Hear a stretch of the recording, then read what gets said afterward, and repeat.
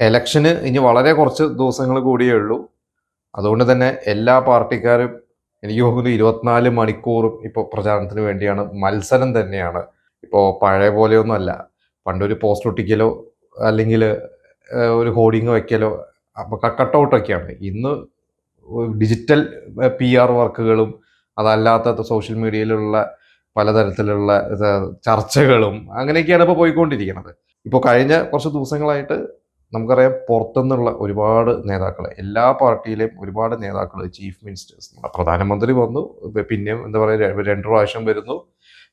അതുകൂടാതെ പ്രതിപക്ഷ നേതാവ് രാഹുൽ ഗാന്ധി വരുന്ന പോലെ ഒരുപാട് പേരായിട്ട് ഇവിടെ വന്നും പോയിക്കൊണ്ടിരിക്കുന്നുണ്ട്. ഇപ്പോൾ ഈ പ്രകടന പത്രിക എല്ലാ പാർട്ടിക്കാരും പുറത്തിറങ്ങിയിട്ടുണ്ട്. ഇപ്പോൾ LDFും UDFും NDA ഒക്കെ മാറി മാറിയൊക്കെ പല കാര്യങ്ങൾ പറയണു.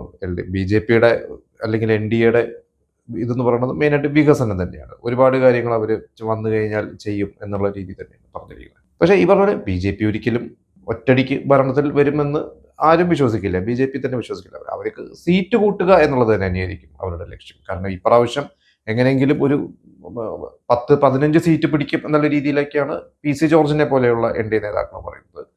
ചിലവർ 50 സീറ്റ് പിടിക്കുമെന്ന് പറയുന്നുണ്ട്. എന്തായാലും അവർ ലക്ഷ്യം വെക്കുന്നുണ്ട് വോട്ട് വിഹിതം കൂട്ടുക എന്നുള്ളത് തന്നെയാണ്. 2016 ശരിക്കും ഒരു BJPക്ക് ഒരു തേരോട്ടം തുടങ്ങിയത്. അന്ന് ഒരു സീറ്റ് രാജഗോപാൽ പിടിച്ചെങ്കിലും പിന്നെ 2021 അത് കിട്ടിയില്ല. എങ്കിലും വോട്ട് വീതം കൂട്ടി. ഇപ്രാവശ്യം അത് വീണ്ടും കൂട്ടുക, ആ ഒരു ലക്ഷ്യത്തിലാണ് BJP മുന്നേറിക്കൊണ്ടിരിക്കുന്നത്. LDFനാണെങ്കിൽ ഇപ്പോൾ നമുക്കറിയാം ഭയങ്കരമായിട്ട് ഭരണവിരുദ്ധ വികാരം ഉണ്ട് എന്നുള്ളത് സത്യം തന്നെയാണ്. അതിപ്പോൾ കോൺഗ്രസിനാണെങ്കിൽ എങ്ങനെയെങ്കിലും തിരിച്ചു വരണം. അപ്പോൾ ഈ ഭരണവിരുദ്ധ വികാരം എങ്ങനെയെങ്കിലും യൂട്ടിലൈസ് ചെയ്യുക. തദ്ദേശ തെരഞ്ഞെടുപ്പിൽ ഉണ്ടായ ആ ഒരു മുന്നേറ്റം, അല്ലെങ്കിൽ നമ്മുടെ ലോകസഭ ഇതിലുണ്ടായ മുന്നേറ്റം, ഇതൊക്കെ അതായത് 2021 അവസ്ഥയല്ല ഇപ്പോൾ. LDFന് ഒരു ഭരണവിരുദ്ധ വികാരം ഉണ്ട് എന്ന് തന്നെയാണ് UDF വിശ്വസിക്കുന്നത്. അതെങ്ങനെയെങ്കിലും യൂട്ടിലൈസ് ചെയ്യുക എന്നുള്ളതാണ്. അപ്പോൾ മാറി മാറി ഇവർ അങ്ങോട്ടും ഇങ്ങോട്ടും ഒക്കെ ഇപ്പോൾ കരിവാരിത്തേക്കിലല്ല, ആരോപണങ്ങൾ. LDF പറയുന്നു BJPയും കോൺഗ്രസും ഒന്നാണ്, BJP പറയുന്നു LDFും UDFും ആണ്. എനിക്ക് തോന്നുന്നു BJPയുടെ ഇപ്രാവശ്യത്തെ ഏറ്റവും കൂടുതൽ, ബാക്കിയുള്ളവരൊക്കെ പല രീതിയിൽ സംസാരിക്കുന്നുണ്ടെങ്കിലും ഇവർ ഏറ്റവും കൂടുതൽ പരസ്യങ്ങളിലൊക്കെ വെച്ചിരിക്കുന്നത് LDFും UDFും ഒന്നാണ്, അത് രണ്ടല്ല, അവർ ഒന്നാണ് ഈ രീതിയിൽ. ആദ്യത്തെ ദിവസങ്ങളിലൊക്കെ ഇവരുടെ കുറെ ട്രോളുകൾ നമ്മൾ കണ്ടിട്ടുണ്ടായിരുന്നു.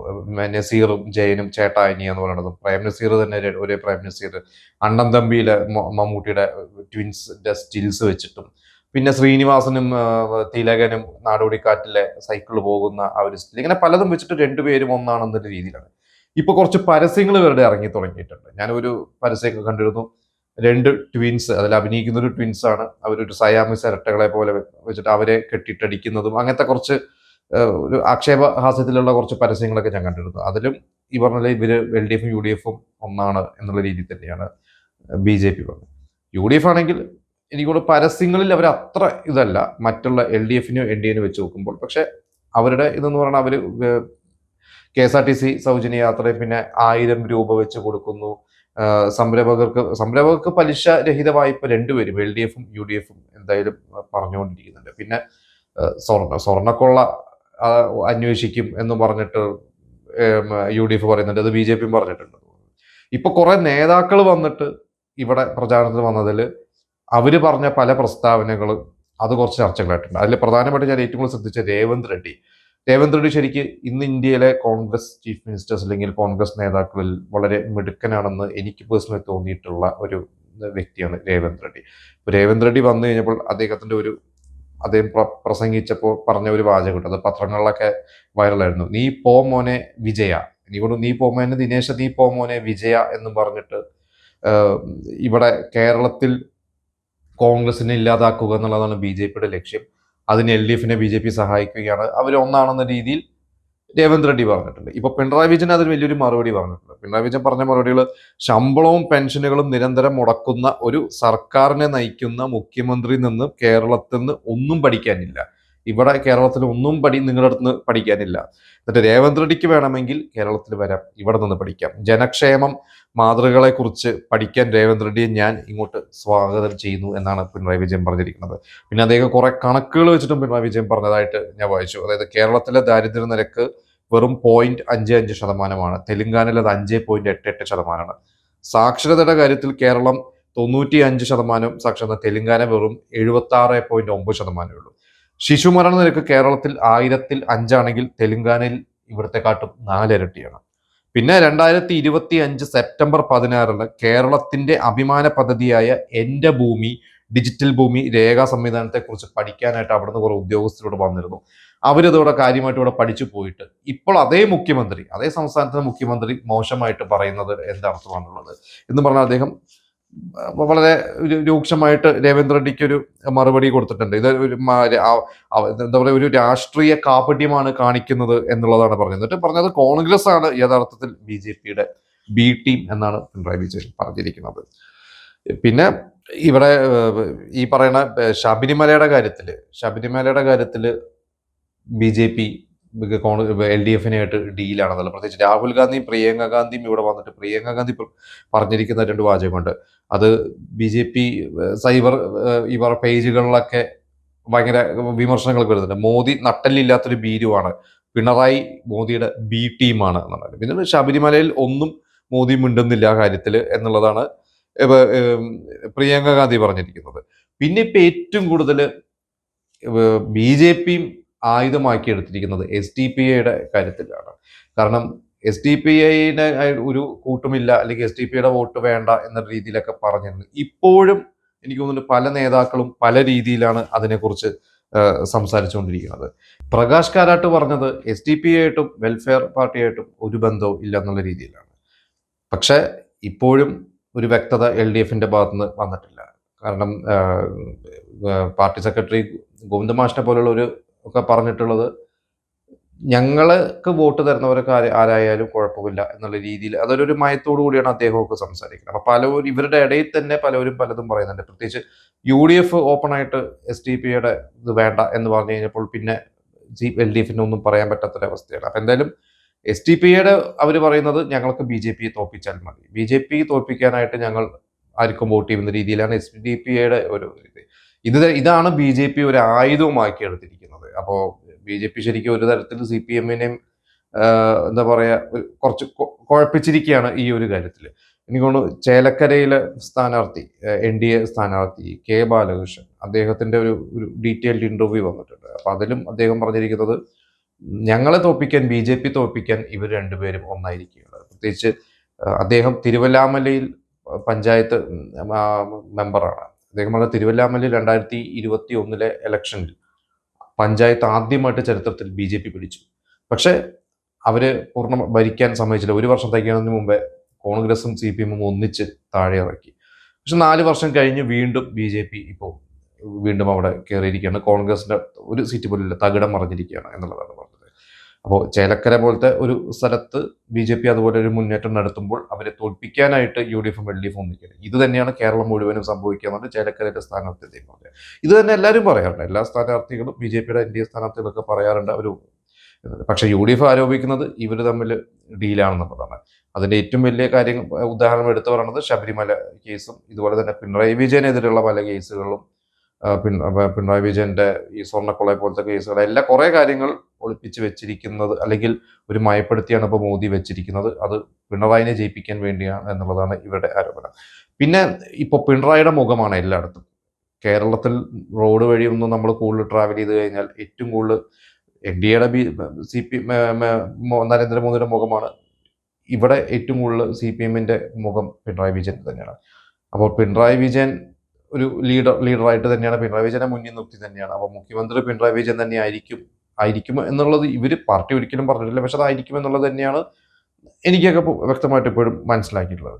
അപ്പോൾ പ്രകാശ് കാരാട്ട് അതിനൊരു മറുപടി പറഞ്ഞിരിക്കുന്നത് CPM-ൽ വ്യക്തി ആരാധന ഇല്ല, പരമോന്നത നേതാവില്ല, അത് നാട് മുഴുവൻ പിണറായിയുടെ ഫ്ലക്സ് ആണല്ലോ എന്ന് ചോദിച്ചപ്പോൾ അദ്ദേഹം പറഞ്ഞത് അങ്ങനെയില്ല, CPM-ൽ അങ്ങനെയില്ല, അത് അങ്ങനെ ഒരു വ്യക്തിയെ ചൂണ്ടിക്കാണിച്ചിട്ട് ഞങ്ങളത് ചെയ്യുന്നില്ല. പിന്നെ ചില വ്യക്തികളോട് ജനങ്ങൾക്ക് ഒരു താല്പര്യമുണ്ടാവും, അതുകൊണ്ട് അവരുടെ മുഖം വെച്ച് ഒരു പബ്ലിസിറ്റി ചെയ്യുന്നു എന്നുള്ളത് മാത്രമേ ഉള്ളൂ എന്നാണ് അദ്ദേഹം പറഞ്ഞിരിക്കുന്നത്.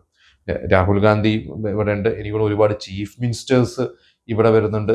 നമ്മുടെ രാജ്നാഥ് സിംഗ് കഴിഞ്ഞ ദിവസം വന്നു കഴിഞ്ഞപ്പോൾ ഇതേപോലെ പറഞ്ഞത് മോദിയുടെ നേതൃത്വത്തിൽ 24 ക്യാരറ്റ് സ്വർണം പോലെ വിശ്വസിക്കാം എന്നുള്ളതാണ്. പിന്നെ അദ്ദേഹം ഏറ്റവും കൂടുതൽ അദ്ദേഹം ഈ പറയുന്ന പോലെ ഡിഫൻസ് ഇതായതുകൊണ്ട് അദ്ദേഹം കൂടുതൽ ഓപ്പറേഷൻ സിന്ദൂറിനെ കുറിച്ചും ഇപ്പോൾ വിദേശ രാജ്യങ്ങളായിട്ടുള്ള മോദിയുടെ ഒരു ബന്ധത്തെക്കുറിച്ചും, ഇന്ന് ഈ പറഞ്ഞ പോലെ പെട്രോളും ഗ്യാസ്, ഇപ്പൊ യുദ്ധത്തിന്റെ ഇതുപോലും നമ്മുടെ രാജ്യം ഇപ്പോഴും അത്ര ഒരു പ്രശ്നങ്ങളിലോട്ട് പോകാതെ നിൽക്കുന്നതൊക്കെ കേന്ദ്ര ഗവൺമെന്റിന്റെ ഒരു മിടുക്ക് കൊണ്ടാകുന്ന രീതിയിലൊക്കെ രാജ്നാഥ് സിംഗ് ഒരുപാട് കാര്യങ്ങൾ അദ്ദേഹം അങ്ങനെയാണ് അദ്ദേഹം പറഞ്ഞിരിക്കുന്നത്.